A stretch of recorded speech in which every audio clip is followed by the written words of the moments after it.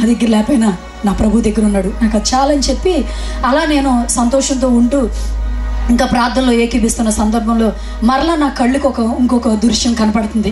అది ఏంటి అని అంటే పెద్ద బహిరంగ సభ జరుగుతుంది. అక్కడ నేను ఒక్కదాన్నే ఉన్నాను, సునీల్ అయ్యర్ లేరు అక్కడ. అయితే ఏంటి ఇలా కనపడుతుందని చెప్పి నేను ప్రార్థన చేస్తూనే ఉన్నాను. చేస్తుంటే ఒక అమ్మ నా దగ్గరికి సడన్గా వచ్చి అంటుందంట, సునీల్ అయ్యర్ లేకపోయినా సరే దేవుని యొక్క సేవ ఎంత బాగా చేస్తున్నారమ్మా అంటే, ఏంటి ఇలా మాట్లాడుతున్నారు వీళ్ళు అని చెప్పి నేను వెంటనే కళ్ళు తెరిచి చూశాను. ఏంటి నా భర్త కూడా ఉండడం ఏంటి అని వెంటనే కళ్ళు తెరిచి చూస్తే నా భర్త నా పక్కనే ఉండి ప్రార్థన చేస్తున్నారు. ఏంటి ప్రభు ఎలా వచ్చిందని చెప్పి నేను ఏడ్చేసుకున్నాను. ప్రార్థన అయిపోయింది. వెంటనే సునీల్ అయ్యర్తో ఒక మాట చెప్తున్నాను, ఏమండి నాకు మీరు ప్రార్థన చేసేటప్పుడు ఒక దృశ్యం కనపడుతుందండి, నాకు కనపడిందంటే అది తప్పనిసరిగా నెరవేరిపోద్ది నాకు తెలుసు అని చెప్పి నేను ఏడ్చేసుకుంటూ ఏమైంది సుమా ఏమైంది అని ఆయన నన్ను పదే అడుగుతుంటే, మీరు లేరంటండి, మీరు చనిపోయారంట, నేను ఒక్కదాన్నే ఉన్నానంట, సేవ చేస్తున్నానంట అని చెప్పంటే, ఏదో అలా వచ్చి ఉంటలేదు సుమా, ఏదో అలా కనుంటావులే సుమా అని చెప్పి అతని మాట లేదండి అని చెప్పి నేను ఏడ్చుకుంటూ చూసి, అటు నాన్న లేడు, ఇటు పిల్లలు లేరు, మీరు కూడా దేవుడి దగ్గరికి వెళ్ళిపోతే నేను ఒక్కదాన్ని ఎలా ఉండాలో నాకు తెలియట్లేదు అని చెప్పి తెలియకుండా నేను ఏడ్చేస్తున్నాను. ఆయన కూడా నా వైపు చూస్తూ, ఎందుకు సుమా ఏడవద్దు, ఏం జరగదు, అలా కనపడింది అంతే, ఏం జరగదు సుమా ఎందుకు అని చెప్పి నా వైపు చూస్తూ ఏడుస్తున్నాడు ఆయన. ఏడుస్తుంటే మీరెందుకు ఏడుస్తున్నారంటే, లేదు నువ్వు ఏడుస్తుంటే నాకు ఏడిపోతుంది, ఏడవకమ్మా, కుట్లు నొప్పి వచ్చేస్తే తలపోటు వచ్చేద్ది అని చెప్పి అంటుంటే ఇద్దరు ఏడ్చుకుంటూ అప్పుడు ఒక మాట అడిగా, చాలాసార్లు చెప్పావుగా సుమా, నన్ను ఎప్పుడు సునీల్ అయ్యర్ అడుగుతున్న మాట, నేను లేకపోతే సేవ చేస్తావా సుమా, ఎందుకో తెలీదు చాలాసార్లు నన్ను అడిగేవారు ఆయన, నేను లేకపోయినా సేవ చేస్తావా సుమా అంటే నేను ఎప్పుడూ చెప్పాను, ఒక మనుషుల మీద నేను ఆధారపడి ఎప్పుడూ నిలబడలేదండి, ఇప్పటికీ నా దేవుని మీద ఆధారపడ్డా, ఒకవేళ బహుశా మీరు లేకపోయినా నేను చేసేస్తానండి సేవ అని చెప్పి ఆ రోజున మాట్లాడుతుంటే, ఆ మాటలప్పుడు నేను ఒక మాట అడిగా, అదేంటంటే నేను లేకపోతే మీరు లేకపోతే నేను సేవ చేస్తాను కదా, ఒకవేళ నేను లేకపోతే మీరు సేవ చేస్తారని సునీల్ గారిని ఒక మాట అడిగితే ఆయన గట్టిగా అమాంతంగా నా చేతులు పట్టుకొని, అలా మాట్లాడకమ్మా, నువ్వు లేకపోతే నేను సేవ చేయలేను, ఏజెన్సీలో నాకు ఏ తోడు లేదు, ఏజెన్సీలో నాకు ఏ ఆధారం లేదు, నువ్వే ఉన్నావు అని చెప్పి ఆ మాటలు మాట్లాడుతూ ఇద్దరు ఏడ్చుకున్నాం. ఏదైనా దేవుని చిత్తం జరిగిద్దని చెప్పి అలా ఏడ్చుకున్నాం. ఆ మరుసటి తెల్లారింది, ఆయన ఏజెన్సీ వెళ్ళిపోయి మళ్ళీ సేవ ప్రారంభించారు. 3 నెలల్లో అలా చూస్తుండగా వెళ్ళిపోయినాయి. అప్పుడు మీకు గుర్తుందో లేదో, 2020లో అప్పుడే ఫస్ట్ టైం కరోనా స్టార్ట్ అయింది.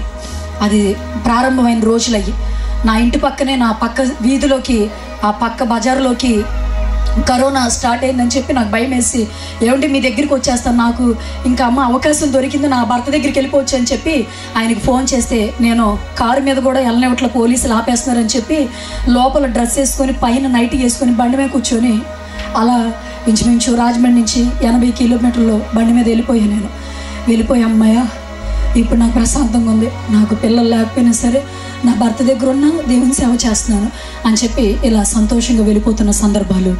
బాబు చనిపోయి ఇంచుమించు 5 నెలలు 6 నెలలు అవుతుంది అంతే. ఇద్దరు ఇలా సేవ చేసుకుని వెళ్ళిపోతున్న సందర్భంలో ఏజెన్సీ ప్రాంతంలో 3 రోజులు ఉపవాస ప్రార్థన పెట్టాలని చెప్పి నా భర్త ఎదురు చూస్తున్నారు. అలా ఎదురు చూస్తున్న సందర్భంలో మాకు 2 సంఘస్థులు, కరెంటు పోతే మళ్ళీ తిరిగి రాదు, మా పాస్టర్ గారు ఇబ్బంది పడతారని చెప్పి 2 సంఘస్థులు, 2 విశ్వాసులండి 2,50,000 పెట్టి పెద్ద జనరేటర్ 40 kV పెద్ద జనరేటర్ కొనిచ్చారు సంఘానికి. అది కొనిచ్చితే అది పెట్టవలసిన ప్లేసులో మేము పెట్టని కారణాన ఆ లోపల వైరింగ్ కాలిపోయి మొత్తం అది పాడైపోయింది. అయితే సునీల్ అయ్యర్కి అన్ని వెహికల్స్ నడుపుతారు, మొత్తం ఆయన నడపంది అనేది ఏమి ఉండదు, లారీ వ్యాను ట్రాక్టర్ మొత్తం నడుపుతారు. అయితే ఆయన నాతో చెప్తున్నారు, సుమా అక్టోబర్ మీటింగ్స్ వస్తున్నాయి కదా, జనరేటర్ పాడైపోయింది, దీన్ని తీసుకెళ్ళి బాగు చేయించుకొని వస్తానమ్మా అని నాతో చెప్తున్నారు. సరే అండి అని చెప్పాను. ఆ రోజు సోమవారం ఆ రాత్రి నాతో లాస్ట్గా ఆయన మాట్లాడిన మాటలు, చివరగా నాతో మాట్లాడిన మాటలు ఏంటంటే, సుమా ఒకటి గుర్తుపెట్టుకో, దేవుని కోసం బలంగా సేవ చేయాలి, రాజీ పడని సేవ చేయాలి, డబ్బు కోసం కాదు, ఎవరో మన వెనకాల తోడుగా ఉంటారని వాళ్ళ కోసం కాదు, కానీ దేవుని కోసం సేవ చేయాలి సుమా, అది గుర్తుపెట్టుకో అని చెప్పి ఆ రోజు ఆఖరిగా రాత్రి నాతో మాట్లాడారు. మాట్లాడిన తర్వాత తెల్లవారింది, ట్రాక్టర్ తీసుకున్నారు, తీసుకొని ట్రాక్టర్కి జనరేటర్ తగిలిచ్చారు. జనరేటర్ తగిలిచ్చి సంఘంలో 2 యవనస్తులు తీసుకొని వెళ్తున్నారు. 70 కిలోమీటర్లు ఇంచుమించు బయటికి తీసుకొని వెళ్ళాలి. ఆ ట్రాక్టర్ జనరేటర్ తగిలించుకొని తీసుకొని వెళ్ళారు. ఆ జనరేటర్ 4 రోజులు ఆగిన తర్వాత రమ్మన్నారు. అయితే జనరేటర్ని అక్కడ పెట్టేసి ట్రాక్టర్ వేసుకొని వచ్చేస్తున్న సందర్భంలో ఎవరో చెప్పారు, ఈయన ముందు వెళ్ళిన రూట్లో పెద్ద చెట్టు పడిపోయిందని చెప్పారు. అయితే ఆ చెట్టు పడిపోయిందని చెప్పి వేరే రూట్లో వస్తున్నారు. అంతకుముందే ఆయన వెళ్ళిపోయేటప్పుడు కూడా నాతో మాట్లాడిన మాట ఏంటంటే, ఎప్పుడు నన్ను అడగరు అసలు అలాగా, సుమా నాతో పాటు వస్తావా అని అడిగారు. ఏంటి అసలు ఏం మాట్లాడుతున్నారు, నన్న ట్రాక్టర్ మీద నేనా అని చెప్పంటే, ఏమిలా సుమా వస్తావా, నువ్వు వస్తే బాగుండేమో అనిపిస్తుంది సుమా అంటే, సరే అండి ఆయన అంత ప్రేమగా అడుగుతుంటే సరే నేను వస్తానండి అని అంటే, వద్దులే సుమా నేను ఒక్కడిని వెళ్ళి వచ్చేస్తాను, భోజనం చేయొద్దులే, నేను మధ్యాహ్నం కల్లా తిరిగి వచ్చేస్తాను అని చివరిగా నాతో ఆయన చెప్పిన మాటలు. అయితే చర్చిలో నేను ఒక్కదాన్నే ఉన్నాను ఇంట్లో, ఎందుకంటే ఏజెన్సీ కాబట్టి స్వతగా దైవ జనరల్ అని నా దగ్గర ఎవరు రారు, భయపడతారు కొంచెం వాళ్ళు. అక్కడ ఇచ్చే దైవ సేవకులకి ఇచ్చే విలువ ఇంకో టైప్లో ఉంటుందండి. అయితే నేను ఒక్కదాన్నే ఉన్నాను ఇంట్లో, చిన్నపిల్లల గురించి ఏదో వర్క్ చేసుకుంటున్నాను, ఏదో రాసుకుంటూ ఉంటున్నాను. సునీల్ గారు వెళ్ళారు, వచ్చేసారు, ఆ ప్రాంతం దగ్గరలో ఉన్నారు. అయితే అంతకుముందు ఈ కుడి పక్కన కూర్చున్న అబ్బాయి నడిపాడు ట్రాక్టర్. అన్నయ్య నేను నడుపుతానని చెప్పి నడిపి, ఇంకా నా ఊరికి 10 కిలోమీటర్లు ఉందనగా ఆ పిల్లోడు ఆ ట్రాక్టర్ ఇచ్చేసి, అన్నయ్య సునీల్ అన్నయ్య నేను నడపలేకపోతున్నాను మీరు తీసుకోండి అని చెప్పి ట్రాక్టర్ సునీల్ గారికి ఇచ్చేసారు. ఇచ్చేసిన తర్వాత ఆయన తీసుకున్న తర్వాత ఎదురుకొచ్చిన తర్వాత అటు చెప్పాను కదండి లోయలు ఉంటాయి అని చెప్పి, అయితే ఇటు సైడ్ బాగా లోయ ఉంది, అసలు చాలా మనిషి పడ్డాడంటే కనపడ్డు అంత లోయ ఉంది. ఇటు సైడ్ ఏమో భూమి డొల్ల భూమిలా ఉందనమాట, అడిగేస్తే దిగబడిపోయే ఆ రేంజ్లో ఉందనమాట. అలా ఉంటుంటే సునీల్ గారు ఎదురుకొచ్చేసారు. పర్లేదులే ఇటు వెళ్ళిపోద్దులే, అటు లోయ కదా అని చెప్పి ఇటు వచ్చేస్తే అది ఎదర చక్రం వెళ్ళిపోయింది, వెనకాల చక్రం కూడా వెళ్ళిపోద్దని చెప్పి అనుకుని వచ్చేసారు. వచ్చేస్తున్న సందర్భంలో హమాంతంగా ఒక్కసారి ట్రాక్టర్ వెనకాల చక్రం తిరగడిపోయి ట్రాక్టర్ ఇలా పైకి లేసింది. అక్కడ కూర్చున్న అబ్బాయి వెళ్ళి పడతాం పెద్ద బండ మీద పడిపోయాడు. అబ్బాయి తల స్పాట్లో చితికిపోయింది. ఇటు కూర్చున్న అబ్బాయి లోపల ట్రాక్టర్ ఇంజిన్లోకి వెళ్ళిపోయాడు. ఈ సీట్లో కూర్చున్న సునీల్ గారు పడతాం ఒక పెద్ద బండ మీద పడిపోయి తల స్పాట్లో చితికిపోయి లెగుద్దాము అనే సందర్భంలో ఆ ట్రాక్టర్ వచ్చి ఆయన మీద పడిపోయింది. లెగలేని సందర్భం, అక్కడ స్పాట్లో ఆయన చనిపోయారు. ఈ విషయం నాకు సాయంత్రం, ఇది జరిగిన సంఘటన సాయంత్రం సెప్టెంబర్ 8వ తారీఖున సాయంత్రం 3 గంటలకి ఈ విషయం జరిగింది. సాయంత్రం 5 గంటలకి ఈ విషయం నాకు చెప్పారు. నా దగ్గర ఎవ్వరు లేరు, నేను ఒక్కదాన్నే ఉన్నా. ఒక అబ్బాయి వర్షంలో పరిగెత్తుకుంటూ వచ్చి బండి వేసుకొని అమ్మగారు అని పిలిచాడు. ఏంటయ్యా అని అంటే, అమ్మగారు ట్రాక్టర్ తిరగబడిపోయిందండి, అక్కడ 2 అబ్బాయిలు కూర్చొని ఏడుస్తున్నారండి, ఎవరు లేరండి అని చెప్పారు. ఏమైందయ్యా, పాస్టర్ గారు బాగానే ఉన్నారా అని అడుగుతున్నాను. ఏమో తెలియదండి అని చెప్తున్నాడు కానీ ఏమీ మాట్లాడతలేదు, ఎవ్వరు లేరు నా దగ్గర. అయితే ఆ అబ్బాయి వచ్చేసరికి చుట్టుపక్కల సంఘస్థులు అందరూ వచ్చేసరికి అక్కడ నిలబడిపోయి ఉన్నా. నేను నిలబడిపోయేసరికి ఏం జరిగిందో తెలియట్లేదు, నా కాళ్ళు చేతులు ఆడేస్తే ఏమైపోయింది ఆయనకి అని చెప్పి అడిగేస్తుంటే వాళ్ళందరూ నా పక్కన నుంచి చూస్తారు. వెంటనే నన్ను ప్లీజ్ నాన్న దండం పెడితే కొంచెం నన్ను అక్కడికి తీసుకెళ్ళరా, అక్కడ యాక్సిడెంట్ అయిన ప్లేస్కి నన్ను తీసుకెళ్ళరంటే వాళ్ళు అసలు నాకు ఒక్క సమాధానం కూడా చెప్పకుండా, అదే మన సైడ్ అయితే వెంటనే ఇంకో టైప్లో చేస్తారు. ఏమీ తెలియని అమ్మాయికి ప్రజలు ఇంకా అలాగ చూస్తున్నారు నన్ను తీసుకెళ్లకుండా. అయితే ఇంక సరేలేని చెప్పి అక్కడ పక్కన ఉన్న సంఘస్థులు వచ్చేసి కొంతమంది వచ్చి వెంటనే నన్ను ఆటో ఎక్కించుకొని తీసుకెళ్ళేసరికి మధ్య సహా దారిలోకి వెళ్ళేసరికి మా సంఘంలో కృపన్న అని ఒక అన్న ఉన్నాడు. ఆటో ఆగాను, అన్నయ్య వచ్చాడు ఎదురుగా. అన్నయ్య ఏం జరిగింది అన్నయ్య, వీళ్ళు ఏం చెప్పట్లేదు, ఏమైంది అన్నయ్య అని అంటే, ఆ అన్నయ్య ఒక్కసారి నా వైపు చూసి ఇంకేం లేదమ్మా అని అన్నాడు. ఇంకేం మాట్లాడతలే. నేను వెంటనే చూసి అన్నయ్య పాస్టర్ గారు చనిపోయారా అని చెప్పి వెంటనే నా నోటి అంటే తెలియదు కానీ ఆ మాట వచ్చేసరికి ఎవరూ లేరు, కనీసం వాళ్ళు ఎవరు నాతో మాట్లాడడానికి తెగించారు, ధైర్యం సరిపోదు వాళ్ళకి. ఒక్కసారి ఆ మాట తెలియగానే గుండెలు పగిలిపోయి అమ్మ అన్న మాట కూడా రాలేదు నాకు. యేసయ్యా అని చెప్పి నేను ఏడ్చేసుకున్నాను, రోడ్డు మీద అలా కూర్చుని పోయాను. మళ్ళీ ఒకటి అడిగాను, నన్ను ఒక్కసారి ఆ ప్లేస్కి అర్జెంటుగా తీసుకెళ్ళండి అంటే నన్ను ఆ ప్లేస్కి తీసుకెళ్ళారు. అక్కడికి తీసుకెళ్ళగానే ఆ స్పాట్ నేను చూశాను. సునీల్ గారు అస్సలు కనపడట్లా, ఒక్క చెయ్యి ఒక్కటి ఇలా కనపడుతుంది. గుండె తట్టుకోలేకపోతుంది, చాలా వేదన నాకు ఆపుకోలేకపోతాను. ఒక్కసారికి మా నాన్న, నా 2 పిల్లలు జస్ట్ నా బాబు చనిపో ఒక 5-6 నెలలు అయితే అంతే. జీవితంతో లైఫ్ లాంగ్ అతనితోనే బతకాలనుకున్నాను ప్రభా. ఇద్దరం కలిసి సేవ చేద్దాం అనుకున్నాను. ఆడపిల్లనైనా నన్ను ఉంచేసి నువ్వు అతన్ని తీసేసుకున్నావు, ఎందుకు తీసుకున్నావు అని నేను అడగలేను ప్రభు అని చెప్పి ఇలాంటి ప్రశ్నలు నా గుండెల్లో మెదలాడుతున్నాయి. అయినప్పటికీ వచ్చి పక్కకు వచ్చి ఆటోలో కూర్చొని అలా ఉండిపోయాను నేను. అయితే అప్పుడు జాన్ వెస్లీ ఫోన్ చేశారు. సుమా ఎలా ఉన్నా అంటే, అన్న నా దగ్గర ఎవ్వరు లేరన్నా, ఆయన లేరన్నా, కొంచెం తొందరగా వచ్చేయండి, నాకు కాళ్ళు చేతులు ఆడట్లేదన్నా, కొంచెం తొందరగా రండి అన్న అని చెప్పి నాకు ఆపుకోలేక ఆ మాట చెప్పేస్తే అన్న నైట్ నా దగ్గరికి వచ్చేసారు. తర్వాత మా అన్నయ్య, మా అమ్మ, మా చెల్లి, మా అన్నయ్య వాళ్ళ భార్య నా దగ్గరికి వచ్చేసారు. వచ్చేసిన సునీల్ అయ్యర్ బాడీ మధ్యాహ్నం ఈ టైంలో 3 గంటలకు పడిపోతే అర్ధరాత్రి 2 గంటలకు ఆయన బాడీ తీశారు బయటికి. అంటే ఆ ప్రాంతం ఎలాంటిదో మీకు అర్థం కావాలి. ఒక ఫోన్ కలవదు, ఏమీ ఉండవు, అసలు సరిగ్గా ఉండదు. అయితే అలా వెళ్ళిపోతున్న సందర్భంలో బాడీని బయటికి తీశారు. చూశాను. చూసిన తర్వాత మళ్ళీ హాస్పిటల్కి తీసుకెళ్ళి పోస్ట్ మార్టం చేసి మా మరుసటి రోజు తీసుకొస్తుంటే అప్పటికి ఈ సమాచారం నా బంధువులకి, నా మేనత్తలకి అందరికీ తెలిసింది. ఆత్కూరు నుంచి వీళ్ళందరూ వచ్చేసారు. నా బంధువులు అందరూ తరలి వచ్చారు. అక్కడ కొంతమంది నా సంఘస్థులు, నా బంధువులు మాట్లాడుతున్న మాట,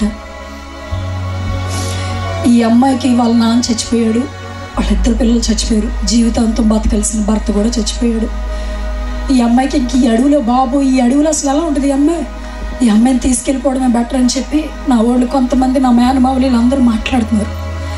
వాళ్ళు మాట్లాడుతుంటే ఓ పక్కన ఏడుపు వచ్చేస్తుంది, చాలా బాధేస్తుంది. అక్కడున్న సంఘస్థులందరూ నా వెనక అలా చూస్తారు. ఇంకేముంది, మా పెద్దయ్య గారు చచ్చిపోయారు, తర్వాత అంతకుముందు సునీల్ అయ్య గారు మేనత్త ఎస్తేరమ్మ గారు చేశారు అక్కడ, ఆవిడ చనిపోయింది. ఇప్పుడు సునీల్ అయ్య గారు చచ్చిపోయారు. మా పాషం గారు చూస్తే చిన్న వయసు, ఆవిడని తీసుకెళ్ళిపోతారు, నాకెవ్వరికి సేవకులు ఉండరు అని చెప్పి సంఘం అంతా నా దగ్గరికి వచ్చి నన్ను పట్టుకుని ఏడ్ చేస్తున్నారు. నేను ఒకటే చెప్పా, మిమ్మల్ని వదిలి ఎక్కడికి వెళ్ళనమ్మా, నేను మిమ్మల్ని వదిలి అసలు ఎక్కడికి వెళ్ళనని చెప్పి ఆ మాట చెప్తున్నాను. కానీ నా బంధువులు అనే మాటలు నా గుండెని ఇంకా పిండేస్తున్నాయి. చాలా భయంకరంగా కొంతమంది మాట్లాడుతున్నారు అక్కడ మాటలు. సునీల్ గారు సమాధి బాడీ తీసుకొచ్చారు, పడుకోబెట్టారు. అక్కడికప్పుడు జాన్ వెస్లీ వచ్చారు. అయితే అక్కడ చుట్టుపక్కల ఉన్న పాస్టర్ గారు అందరూ మాట్లాడుతున్న మాట ఏంటో తెలుసండి, సునీల్ అయ్య గారు ఏదో తప్పు చేసి ఉంటారండి, అందుకే వాళ్ళ పిల్లలు అతను కూడా చచ్చిపోయారు అని చెప్పి ఈ మాట మాట్లాడుతుంటే ఆ మాట నేను కూడా విన్నాను. నా పక్కన ఉన్న జాన్ వెస్లీ అన్నయ్య కూడా విన్నారు ఆ మాట. ఇంకా ఏడుపు వచ్చేస్తుంది. నా భర్త ఏ తప్పు చేయలే, ఆయన చాలా పరిశుద్ధంగా బ్రతికారు ప్రభా. ఓ పక్కన ఆయన లేనని ఏడవనా, లేకపోతే నా భర్త చనిపోయిన నా అతను కూడా ఇన్ని మాట్లాడుతున్నారని ఏడవాలా, నాకు అర్థం కావట్లేదు. అయ్యా నన్ను వదిలి వెళ్ళొద్దు, నా పక్కనే ఉండండి, ఎస్ఐయా నాతో ఉండండి అని ఆ రోజు నేను బాగా ప్రభుతోనే మాట్లాడుకున్నాను. ఇలాగా నాకు బైబిల్లో ఉన్న వ్యక్తులే గుర్తొచ్చేస్తున్నారు. దేవుడు చాలామంది నిలబెట్టేశాడు, దేవుడు చాలామందిని వాడుకున్నాడు, నన్ను నిలబెడతాడని చెప్పి విశ్వాసం అలా ఉంటే ఆ మాట జాన్ వెస్లీ వినగానే వెంటనే అన్నయ్య అక్కడ ఉన్న వాళ్ళ దగ్గర మైక్ తీసుకొని ఒకసారి అన్నని మాట్లాడతానని చెప్పి మైక్ తీసుకుని పాస్టర్ గారు బాడీ దగ్గర, అన్న ఇక్కడ సునీల్ పాస్టర్ గారు ఏదో తప్పు చేసి చనిపోయాడని చెప్పి ఇక్కడ చాలామంది మాట్లాడుతున్నారు. ఓ విధంగా చెప్పాలంటే సునీల్ అయ్య గారు వాళ్ళ భార్యకి బట్టలు కొనడానికి వెళ్ళారా, లేకపోతే వాళ్ళ ఆవిడికి పువ్వులు తేవడానికి వెళ్ళారా, లేకపోతే వాళ్ళ ఇంట్లో ఏమైనా అవసరం కోసం బయటికి వెళ్ళారా, దేవుడు సేవ చేయడానికి, దేవుడు పనిముట్టు పాడైపోయిందని చెప్పి బయటికి వెళ్ళారు కానీ తప్ప కానీ ఇంకోటి కాదన్న. అసలు అలా వెళ్ళిపోయి చనిపోయాడంటే ఆయన దేవుడి కోసం హతసాక్షి అయిపోయాడని చెప్పి ఆ మాట చెప్పారు. దేవునికి స్తోత్రం. ఈ మాట నాకు సునీల్ అయ్య గారు నాతో మాట్లాడిన మాట గుర్తొచ్చింది. సుమా నువ్వైనా సరే నేనైనా సరే ఆయన బతుకున్నప్పుడు చెప్పిన మాట, దేవుని కోసం మనం హతసాక్షులు అయిపోయారు. బతికితే అలా రాజీ పడనట్టుగా, ఎవ్వరికి రాజీ పడని సేవ దేవుడు చూస్తున్నాడు అన్న సేవ చేస్తూ దేవుని కోసం చచ్చిపోవాలి. సుమా ఆ మనసు నీకు ఉంది, ఆ మనసు నాకు కూడా ఉంది. మన ఇద్దరిలో ఎవరు ముందుకు వెళ్తారో, ఎవరు ఫస్ట్ చచ్చిపోతారో ఎవరికి తెలియదు అని అంటే అప్పుడు గుర్తొచ్చింది, నాకన్నా ముందు మీరు దేవుని దగ్గరికి వెళ్ళిపోయారు, నాకన్నా ముందు మీరే హతసాక్షులు అయిపోయారండి, మీరే గ్రేట్ అని చెప్పి ఆ మాట మాట్లాడుకుంటూ అలా వెస్లీ ఎప్పుడైతే ఆ మాట చెప్పాడో జాన్ వెస్లీ గారు, ఇంకా నాకు ధైర్యం వచ్చేసి ఆ మాటను బట్టి నేను అన్నయ్యతో చెప్పాను, అన్నయ్య ఒక్క మాట మాట్లాడతాను అన్నయ్య అంటే, ఏం మాట్లాడుతావు సుమా ఈ బాడీ దగ్గర, ఇప్పుడు ఇక్కడ ఏం మాట్లాడుతావు, వద్దమ్మా అని అన్నాడు. అని లేదని ఒక్క మాట మాట్లాడుతానని చెప్పి నేను మైక్ తీసుకున్నాను. నా రక్త సంబంధులు, నా బంధువులు అందరూ అక్కడే ఉన్నారు. ఎవరి నిర్ణయాలు నేను తీసుకోవాలి. దేవుడి విషయంలో నేను ఎవరి మాట వినండి ఇప్పటికి కూడా. అది మా మేనత్తలు బాగా తెలుసు. అయితే ఆ రోజు నేను మైక్ తీసుకొని ఒక్క మాట మాట్లాడా. ఏమీ తెలియనా అమ్మాయికి ప్రజలందరూ నా వైపు చూసి ఏడ్ చేస్తున్నారు. వెళ్ళిపోతారు, మా అమ్మగారు తీసుకెళ్ళిపోతారు వాళ్ళు. అప్పటికే కొంతమంది ఎలా మాట్లాడతారండి, ఇంక తీసుకెళ్ళి వేరే పెళ్లి చేసేద్దాము అన్నట్టుగా కొన్ని మాటలు ఇలా మాట్లాడుతున్న సందర్భంలో అప్పుడు నేను మైక్ తీసుకుని ఒక మాట మాట్లాడా. సునీలయ్య గారు ప్రభు దగ్గరికి వెళ్ళారు. చాలా ప్రశాంతంగా ఉన్నాడు ఆయన. తప్పకుండా ఏదో ఒక రోజు మనం కూడా అక్కడికి వెళతాము. తప్పకుండా సునీలయ్య గారిని మనం చూస్తాము. అయితే ఒక దైవజనురాలుగా దేవుని బిడ్డగా నేను మాట్లాడుతున్న మాట, నా భర్త బాడీ దగ్గర సునీలయ్య గారు ఎక్కడైతే చచ్చిపోయారో, సునీలయ్య గారు ఎక్కడైతే సమాధి చేయబడ్డారో, నేను వివాహం చేసుకోనండి. ఈ ప్రాంతాన్ని మిమ్మల్ని వదిలేసి ఎక్కడికి వెళ్ళను. ప్రభు వచ్చే వరకు లేదా నేను ప్రభు వెళ్ళే వరకు ఈ ఏజెన్సీ ప్రాంత ప్రజల కొరకు నా ఎవరి జీవితాన్ని అర్పించేసి దేవుని కోసం సేవ చేస్తానని చెప్పి ఆ రోజు నేను తీర్మానం తీసుకోవడం జరిగింది. దేవుడికి సమస్త ఘనత మహిమ ప్రభులు ఆయనకే కలుగును గాక. ఆ రోజు ఆ మాట చెప్పాను. మాట చెప్పడం చాలా సులువు, దాని ప్రకారం చేయడం, నిలబడడం, వచ్చే ఓటుతాట్లకి నిలబడడం చాలా కష్టం. ఆ రోజు ఆ మాట చెప్పిన తర్వాత ఎప్పుడైతే ఈ మాట చెప్పేసానో కొంతమంది నా రక్త సంబంధులు ఇంకేంటి అమ్మాయి నిర్ణయం తీసేసుకుంది, ఇక మా నిర్ణయాలు అక్కర్లేదని చెప్పి స్పాట్లో నన్ను వదిలేశారు. అందరూ మొత్తం నన్ను విడిచిపెట్టేశారు. ఒక విధంగా చెప్పాలంటే సునీలయ్య గారు వాళ్ళ ఫ్యామిలీ వైపు మొత్తం నన్ను అందరూ వదిలేశారు. నా వాళ్ళు కూడా నన్ను అంత బాగా పట్టించుకున్నారని కూడా నేనేం చెప్పలేను. నా వాళ్ళు కూడా అందరూ వదిలేశారు. కనీసం నాకు చాలామంది మామూలు ఉన్నారు. అయితే ఆ పిల్ల ఒక్కదే అయిపోయిందని ఈరోజు కూడా ఎవరికి నాది అక్కర్లేదు, నేను ఒక్కదాన్ని నిలబడతానని చెప్పాను. అనుకున్నాను, నిలబడతానని చెప్తున్నానే కానీ సహజంగా మాట చెప్తున్నాను, నాలో ప్రభువుని ఆ మాట పలికిస్తున్నాడని నాకు అర్థమవుతుంది. లేకపోతే ఒక మనిషి సహజంగా ఆ మాట మాట్లాడలేరు ప్రభు అని చెప్పి దేవుడి దగ్గర పాదాలు పట్టుకొని అడగడం జరిగింది. సునీలయ్య గారు చనిపోయిన తర్వాత సేవా కార్యక్రమాలు నేను అసలు ఒకప్పుడు నాకు వంటగదిలో ఉండి వచ్చిన సేవకులకి వండి పెడతాం తప్ప మైక్ పట్టుకొని స్టేజ్ మీదకి ఎక్కడం, మాట్లాడడం నాకు అస్సలు చేత కాదు. కానీ ఈరోజు సంఘంలో నిలబడి 7 చోట్ల సునీలయ్య గారు చనిపోయిన తర్వాత కొత్తగా వేరే చోట పరిచర్య మళ్ళీ స్టార్ట్ చేశాను నేను. అక్కడ దేవుని యొక్క మహాకృపను బట్టి పరిచర్య చాలా బలంగా జరుగుతుంది. ఇంకా చాలా ఇబ్బందులు. ఈ సాక్ష్యాన్ని నేను ఏలూరు అక్కడ ఒక చర్చిలో పంచుకున్నాను. అయితే యూట్యూబ్లోకి వెళ్ళిపోయింది ఆ సాక్ష్యం. ఇప్పుడు మీరు కొడితే వస్తుంది. అయితే 1,80,000 మంది అప్పటికి ఆ సాక్ష్యం వినేశారు. అయితే ఆ సాక్ష్యం గురించి కూడా నాకు చాలా ఇబ్బంది అయిపోయింది. ఎలా అంటే ఆ సాక్ష్యం గురించి ఆ ఊళ్ళో ఉన్న కొంతమంది ఊరు పెద్దల్లో ఆ సాక్ష్యాన్ని వినిపించి మన ఊరు గురించి ఈ అమ్మాయి అన్నీ చెప్తుంది, మన ఊరిలో మనుషులు రక్తం తాగేవాళ్ళు ఉంటారంట, మనుషులు తినేసేవాళ్ళు ఉంటారంట అని చెప్పి ఈ అమ్మాయి చెప్తుందని చెప్పి ఇంటికి వచ్చి కొంతమంది పెద్దలు ఇంచుమించు 70 మంది పెద్దల్లో తీసుకెళ్ళి నన్ను ఉంచోబెట్టారు. ఇది వ్యక్తిగతంగా నా బంధువులు కూడా నా మేనత్తలు కూడా తెలియదు. ఒక్కరు ఆడవాళ్ళు కూడా లేరు, 70 మంది పురుషుల్లో నుంచోబెట్టారు. వాళ్ళు ఎలాంటి మనుషులు తెలుసండి, నాటుసారా తాగేసి ఎలా మాట్లాడతారో కూడా వాళ్ళకి తెలియదు. ఇది అది అని చెప్పి పెచ్చ బూతులు తిడుతున్నారు. నన్ను తిడుతుంటే ఏమి మాట్లాడుతున్నా నేను అలాగే ఉండిపోయాను. అయితే ఈ అమ్మాయికి జరిమానా వేయండి, లేకపోతే ఊళ్ళోంచి పంపించేయండి అని చెప్పి మాట్లాడుతుంటే నువ్వేం మాట్లాడుతావు అబ్బాయి అంటే నేనేం మాట్లాడుతాను అలా మౌనంగానే ఉండిపోయాను. అయితే కొంతమంది అన్నారు ఈ అమ్మాయి ఎంత జరిమానా వేసినా 1,50,000 వేసినా కట్టేస్తుంది అని చెప్పి మాట్లాడుతున్నారు. అలా మాట్లాడుతుంటే అమ్మాయి చివరిగా ఊళ్ళోంచి వెళ్ళిపోతావా లేకపోతే చర్చి తీసేస్తావా, ఏదో ఒకటి చేయాలి నువ్వు అని చెప్పి మాట్లాడుతుంటే నువ్వు మాట్లాడవే అని అంటుంటే ఒక్క మాట మాట్లాడాను. 2 చేతులు ఇలా జోడించి అన్న మీరెవరో మాకు తెలియదు, కానీ సునీలయ్య గారిని బట్టి నాకు ఈ ఊరు పరిచయమైంది. మీకు తెలిసే ఉంటుందన్న, మా నాన్న చనిపోయాడన్న, నాకు 2 తోడబుట్టిన పిల్లలిద్దరూ చచ్చిపోయారన్న, మీ అందరికీ తెలుసన్న సునీల్ గారు కూడా చనిపోయారు. వాళ్ళు చనిపోయినా మీ అందరి కోసం ఇక్కడ నేను ఈ ఊరు వదిలిపెట్టి వెళ్ళలేనన్న, కావాలంటే మీ అందరూ ఒక్కొక్కరు కాళ్ళు పట్టుకుంటాను, దయచేసి ఇక్కడి నుంచి నన్ను వెళ్ళిపో అని చెప్పొద్దు అని చెప్పి ఆ రోజు మీ అందరు కాళ్ళు పట్టుకుంటానని చెప్పి వాళ్ళ దగ్గర నేను మోకాళ్ళు వేసి అలా వంగిపోయాను వాళ్ళ దగ్గర. అయినా సరే అందరూ నా ఇంకా అలా చూస్తున్నారు కానీ ఇంకెవరు ఏం మాట్లాడతలేదు. చివరిగా ఊరి పెద్ద ఒక నిర్ణయం తీసుకొని ఈ ఒక్కసారికి అమ్మాయిని వదిలేద్దామండి అని చెప్పి అతను తీసుకొని సరేలమ్మా ఇంకెప్పుడు ఇలాంటివి జరగకుండా చూసుకో అని చెప్పి నన్ను వదిలేసి పంపించేశారు. నేను వచ్చేసి వాళ్ళ అన్న మాటలో నా హృదయాన్ని తొలిచేస్తుంది. ఇలా మాట్లాడారు ఏంటి ప్రభు అని చెప్పి చర్చిలోకి వెళ్ళిపోయి వాళ్ళ దగ్గర ఏడవలేక నాకు అప్పుడు దానియేలు భక్తుడు గుర్తొచ్చాడు. నా పిల్లలు చచ్చిపోయినప్పుడు నాకు యోబు భక్తుడిని జ్ఞాపకం చేసుకున్నా. నా భర్త చచ్చిపోయినప్పుడు పౌలు గారిని జ్ఞాపకం చేసుకున్నా. ఎప్పుడైతే ఇప్పుడు నాకు ఆ ఊర్లో అవమానం కలిగి నన్ను వెళ్ళిపోమని చెప్పారో అక్కడ నాకు దానియేలు గుర్తు వస్తున్నాడు. ప్రభువా, శాసనాన్నే మార్చేశాడు దానియేలు. ఆఫ్టర్ ఆల్ నేను ఒక ఆడపిల్లనే. వాళ్ళు ఏదో ఇప్పుడు చులకనగా తీసుకొచ్చి నన్ను ఎంతమంది మగోళ్ళు నుంచి పెట్టారు. నాకైనా బాధ రావట్లా. ఎందుకంటే 2014లో ప్రభు నాకు వివాహం కాకముందు ఇచ్చిన వాగ్దానం, నా రక్షణ నిమిత్తము, నా నిమిత్తము అన్ని జనుల మధ్య రానున్న రోజుల్లో నిన్ను బలమైన సాధనంగా ప్రభు నన్ను వాడుకుంటానని చెప్పాడు. ఇప్పుడు అది నా ప్రభు నెరవేర్చేస్తున్నాడు. దేవునికి స్తోత్రం.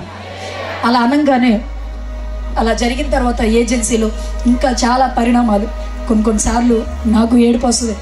ఒంటరిగా బ్రతకాలంటే, భర్త లేకుండా ఉండాలంటే, కొన్నిసార్లు చిన్నపిల్ల తల్లులు చూస్తున్నా, వ్యక్తిగతంగా నన్ను ఎక్కడికన్నా తీసుకెళ్ళాలంటే కొన్నిసార్లు నాకు ఏ సహాయం ఉండదు.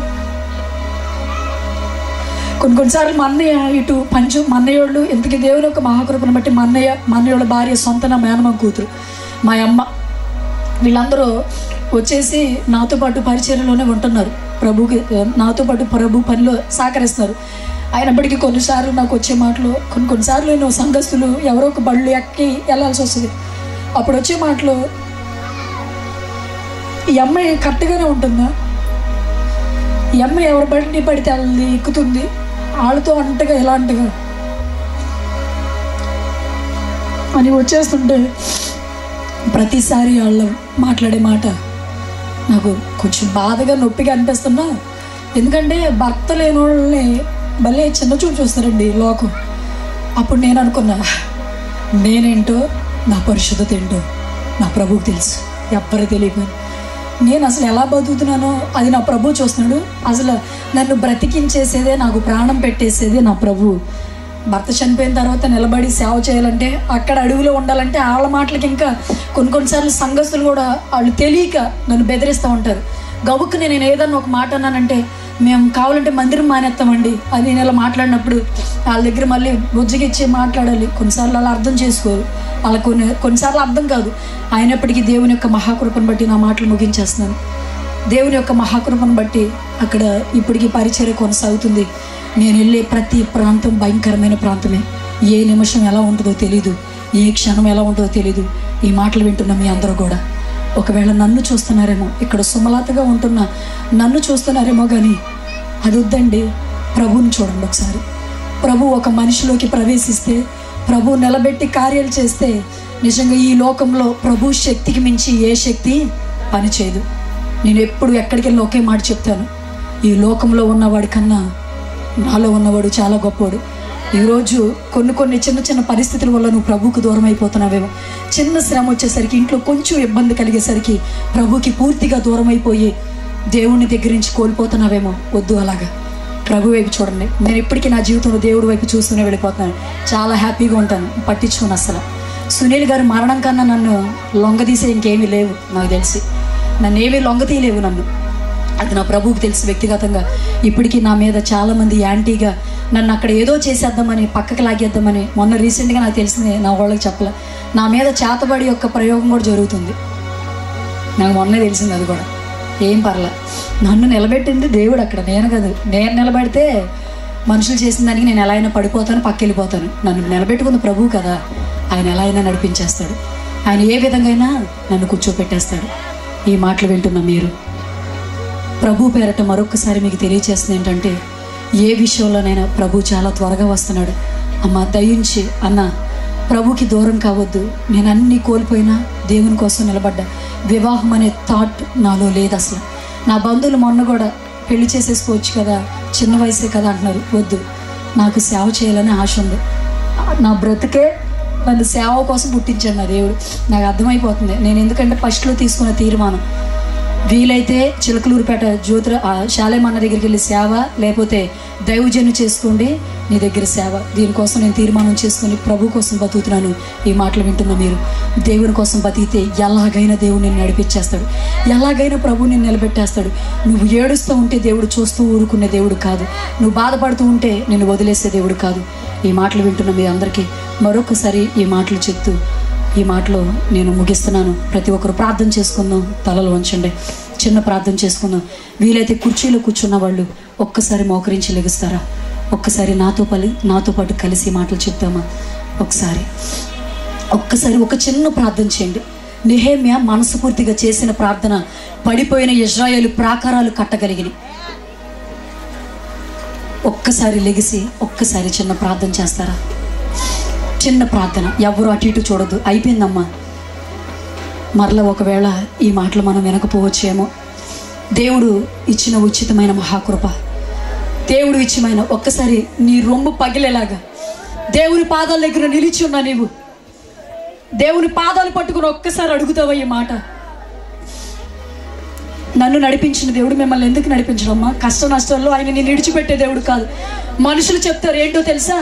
జీవితాంతం నీతో నేను ఉంటాను, లైఫ్ లాంగ్ నీతో ఉంటానని చెప్తారు. కానీ ఎవరు నీ వెనకాల రారు. మనతో వచ్చేది ఎవరో తెలుసా? నీతో చివరి వరకు ఉండేది ఎవరో తెలుసా? ఒక్క ప్రభు ఒక్కడే, దేవుడు ఒక్కడే. ఆ ప్రభు ఒక్కడే నిన్ను నడిపించేసే దేవుడు.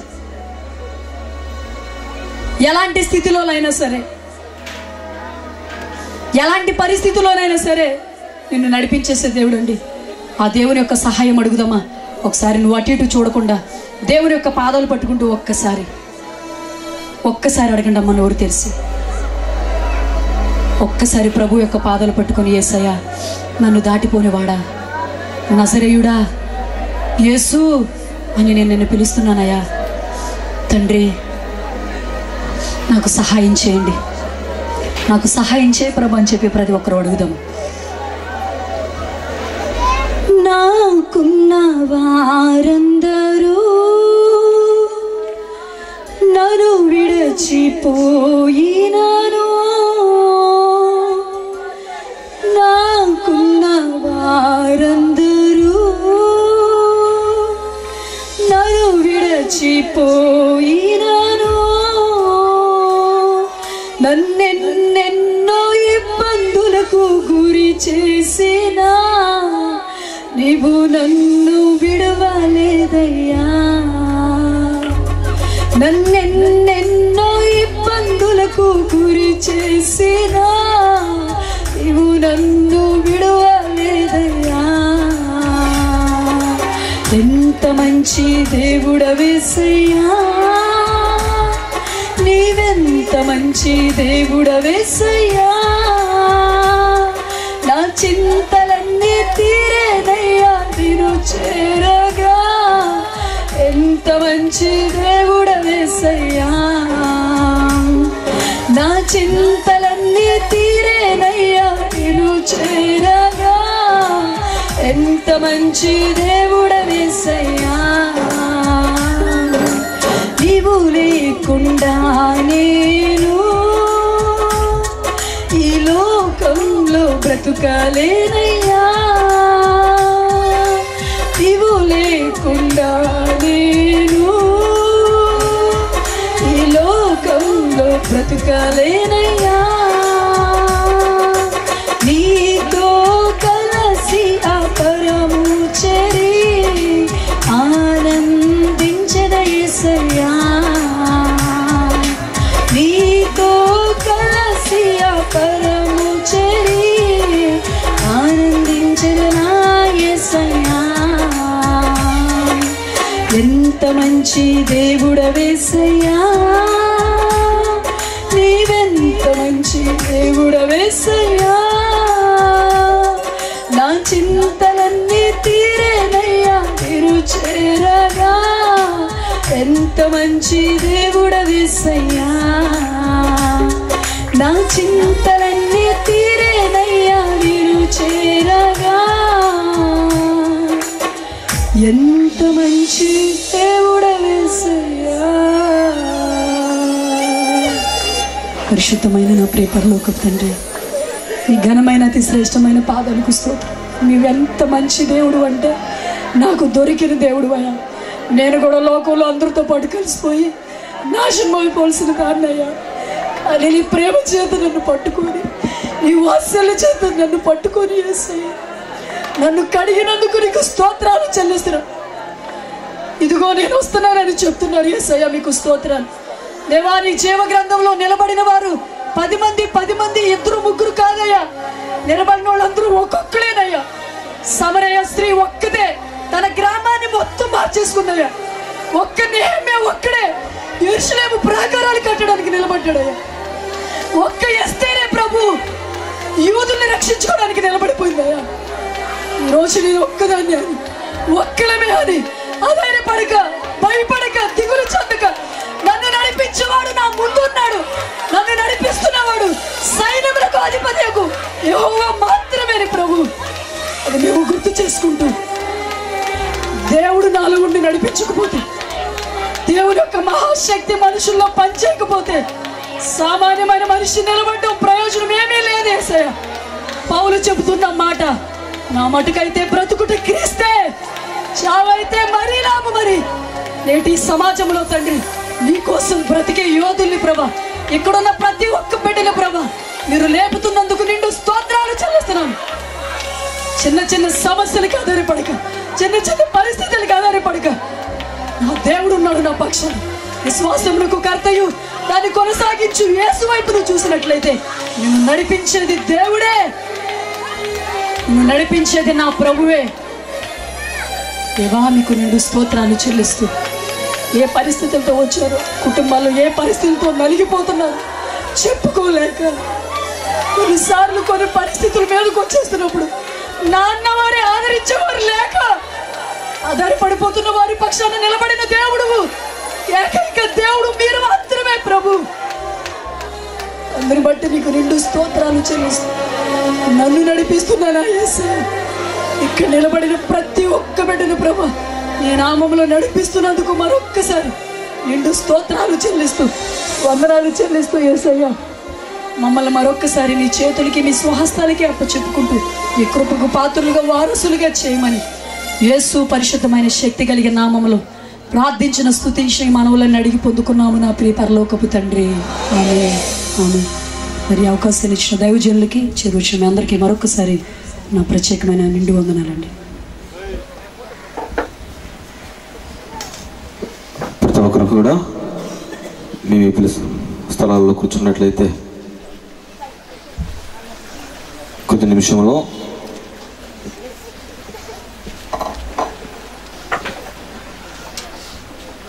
ఆరాధన ముగించుకుందాం. చాలా అమూల్యమైన మాటలు సిస్టర్ గారి ద్వారా మనము విని ఉన్నాము. దేవుడు సర్వాన్ని మనకిచ్చి ఉన్నాడు, అన్నీ మనకు ఉన్నాయి. కానీ దేవుని కొరకు ప్రయాసపడి ఆత్మ మనలో లేకుండా పోయింది. అన్నీ ఉన్నా కానీ ఏమీ లేని వారుగా ఉంటున్నాం. ఇంకా ఏంటి, నాకేంటి నాకేంటి అని చెప్పి క్వశ్చన్ మార్క్ మనలో కనబడుతూ ఉంటుంది. కానీ సిస్టర్ గారు అయితే కనుక సర్వాన్ని కోల్పోయినా కానీ, ఎవరు లేకున్నా కానీ, ఒంటరిగా ఏజెన్సీ ప్రాంతంలో, తన స్వగ్రామానికి దూర ప్రాంతంలో దేవుని వరకు సేవ చేస్తూ దేవుడి యందే ఆనందిస్తూ ఉంది. ఇక మధ్యకాల సమయంలో మరి మనం దేని యందు ఆనందిస్తూ ఉన్నామో ఒకసారి తమ స్వపరీక్ష చేసుకునండి. దైవ సేవకులు పాట రాసి ఉన్నారు. ఏమి ఉన్నా లేకున్నా, ఎవరు నాకు లేకున్నా, యేసునందే ఆనందింతును, యేసయ్యనే ఆరాధింతును, యేసునందే ఆనందింతును,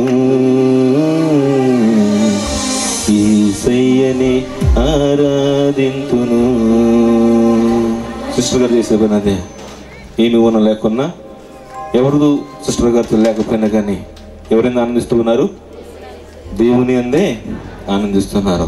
తన యవ్వనాన్ని, తన సమయాన్ని, సమస్తాన్ని త్యాగం చేసి దేవుని కొరకే బతుకుతున్నారు. మనము కూడా దేవుని కొరకు జీవించాలని ఆశపడుతూ ఉన్నాను. సిస్టర్ గారి కొరకు, సంఘం కొరకు ప్రార్థించండి. అదేవిధంగా ఇంత సమయాన్ని వెచ్చించి అమూల్యమైన మనకు అందించినటువంటి మరి సిస్టర్ గారికి మరొకసారి మన సంఘం తరపున హృదయపూర్వక వందనం తెలియజేస్తూ ఉన్నాను. సేవ భారభరితమైనదే. నేను సేవకు వచ్చి ఇది 3వ సంవత్సరం అండి. సంఘము కొద్ది సంఘమే, చిన్న సంఘమే, విస్తారమైన సంఘమేమీ కాదు. అయినా కానీ ఆశ సభలు ఏర్పాటు చేయాలి, వాక్యం వినిపించాలి అని ఆత్మ దేవుని వైపు తిప్పాలి అని చెప్పేసి ఎంతో ఖర్చుతో కూడుకున్న పని ఇదే. అది పెద్ద పెద్ద సంఘాలు ఉండి పెద్ద సేవకులు అయితే కనుక ఖర్చు భయపడాల్సిన పని మాత్రం కూడా లేదు. కానీ చిన్న సంఘము ఇది 3వ సంవత్సరంలో సేవ ప్రారంభించి మరి ఈ ఏర్పాట్లు చేయడానికి భారంతో కూడుకున్న పని కాబట్టి తప్పనిసరి పరిస్థితుల్లో మన సంఘీకరించకపోయినా కానీ ఆర్థిక ఇబ్బందులను బట్టి కానుకలు తీయబడుతుంది. కాబట్టి ప్రతి ఒక్కరు కూడా ఉన్నవారు సహకరించండి, లేని వారు బీడీ పడ అవసరం పని లేదు. కాబట్టి ఈ సమయంలో పాటుపడుచుండగా కానుకలు తీయబడతాయి. సిద్ధపడేవారు సిద్ధపడండి.